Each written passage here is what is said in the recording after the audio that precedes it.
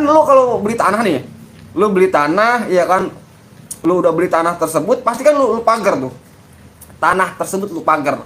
Ini laut dipagar bro, itu artinya laut yang udah dijual. Tetapi yang harus dipermasalahkan adalah siapa itu yang ngejual laut.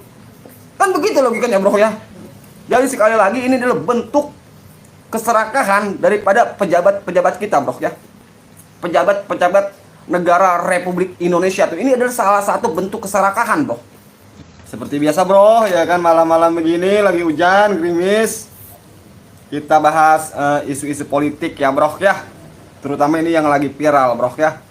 Yang lagi viral gitu kan, yang lagi beredar di seluruh platform sosial media bro, yaitu adalah pagar, ya kan, pagar misterius tuh yang terbentang hampir kurang lebih 30 km gitu kan di laut, daripada laut Tangerang gitu kan sampai ujung ke Banten bro ya. Sampai ujung Kolon gitu kan, ujung Kulon bro. Ini lagi rame bro beritanya bro ya. Masalah pagar misterius ini, siapa yang punya, siapa yang mager gitu kan, dan atas perintah siapa itu laut sampai dipagar. Kan begitu bro ya, ini lagi rame bro ya. Ini lagi santai-santai Bos Iway sambil bahas ini isu tentang pagar misterius ini bro ya. Nah, ini sebenarnya satu dari banyaknya kasus-kasus yang tidak tersentuh oleh hukum bro ya, ataupun ini kalau kata Bos Iway gitu kan, memperlihatkan atau memperjelas betapa serakahnya gitu kan, betapa marutnya tuh para pejabat-pejabat di Indonesia bro ya. Kan nggak mungkin bro ya, kalau kita berpikir pakai logika kita gitu kan, nggak mungkin itu yang ngasih izin itu kelas ormas, kelas RT, kelas RW. Ini pasti yang ngasih izin itu udah kelas tinggi bro, kelas atas kita kan, udah kelas para pejabat yang ada di atas tuh, iya kan, yang ngasih izin daripada pemagaran laut tersebut bro. Mungkin ini besok-besok segala gunung, danau mungkin dijual kali bro ya. Iya kan, ini laut bro, laut yang seharusnya bisa dinikmatin oleh semua orang tuh, iya kan, terutama orang-orang yang tinggal di daerah situ gitu kan, para nelayan gitu kan. Seharusnya kan ini laut itu milik manusia bro, milik kita bersama tuh, iya kan. Tapi ini romanya mau dijual bro, iya kan. Kan lo kalau beli tanah nih, lo beli tanah, iya kan, lo udah beli tanah tersebut, pasti kan lo pagar tuh, tanah tersebut lu pagar. Ini laut dipagar bro, itu artinya laut yang udah dijual. Kan begitu bro ya. Dan ini sebenarnya kalau itu laut dijual gitu kan, yang dibahas itu bukan siapa yang magerin laut tersebut tuh, iya, tetapi yang harus dipermasalahkan adalah siapa itu yang ngejual laut. Kan begitu logikanya bro ya. Iya kan, kan banyak tuh di tempat gue tuh, banyak kalau tanahnya dijual itu udah pasti dipagar tuh, dikelilingin pagar gitu kan. Itu menandakan bahwa tanah tersebut milik seseorang. Iya kan, makanya dikasih pagar. Nah ini lautnya dipagar bro, iya kan, laut dikasih batas, iya kan, seolah-olah itu laut milik dia. Kan begitu bro. Nah itu artinya itu lautnya sudah dijual separoh. Pertanyaannya siapa itu yang ngejual laut?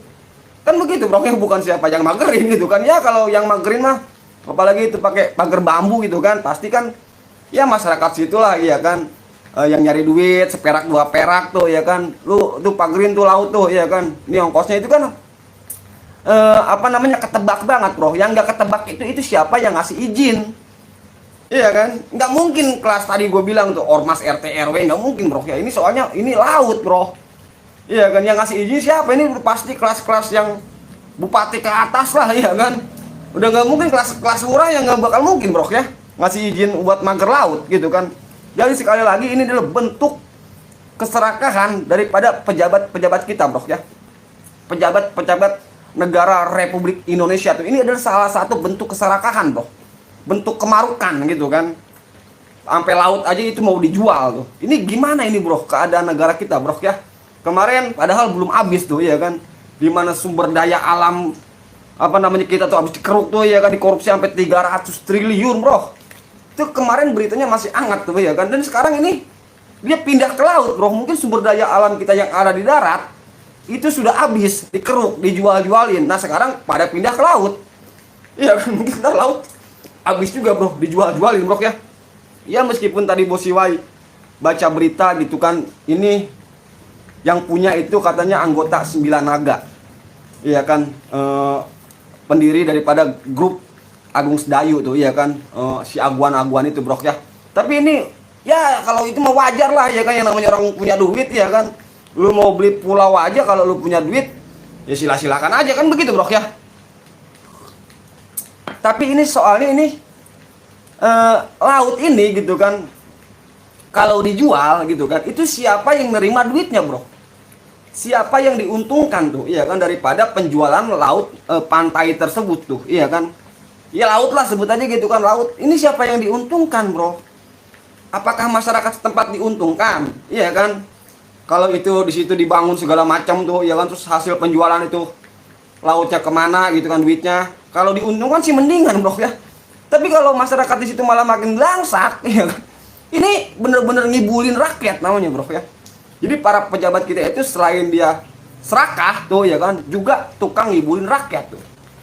Jadi ini ya meskipun nggak semuanya kan begitu bro ya, meskipun tadi Bos Ibu udah baca ya kan, menteri apa namanya, menteri kelautan gitu kan, perikanan udah diperintah sama Pak Presiden Prabowo untuk mensegel gitu kan, dari membongkar bahkan pagar tersebut gitu kan. Tapi ini tidak apa namanya, tidak membuktikan bahwa pejabat kita tidak serakah bro ya. Ini adalah keserakahan bro, iya kan, keserakahan daripada pemangku negara di kita bro ya. Meskipun Bos Iwai apa namanya optimis gitu kan ya, mudah-mudahan Pak Prabowo bisa menghukum mereka tuh ya kan, mengeluarkan mereka dari kabinet Pak Prabowo gitu kan. Ini para orang-orang ini nih, para pejabat serakah ini nih, iya kan, agar mungkin nanti Pak Prabowo ke depan bisa lancar gitu bro ya, di dalam rangka untuk membangun negara ini bro ya. Tetapi sekali lagi gitu kan, meskipun Pak Prabowo kalau kata almarhum Gus Dur gitu kan, sebagai orang yang ikhlas tuh, ya kan, untuk memberikan kebahagiaan bagi rakyat Indonesia, tetapi Pak Prabowo juga tidak menutup kemungkinan gitu kan, bahwa banyak orang-orang yang ya sebut aja gitu, kalau kata Rocky Gerung, bajingan tolol gitu kan. Jadi banyak orang-orang di sekeliling Prabowo itu adalah, kalau kata Rocky Gerung, bajingan tolol mungkin ya bro ya, orang-orang serakah gitu kan. Kalau di istilah Bos Iwai, benalu. Nah, benalu bro. Jadi Pak Prabowo dikelilingi para benalu-benalu tuh. Meskipun Pak Prabowo punya niat baik tuh, kalau kata almarhum Gus Dur gitu kan, kerja ikhlas untuk rakyat kan begitu bro ya.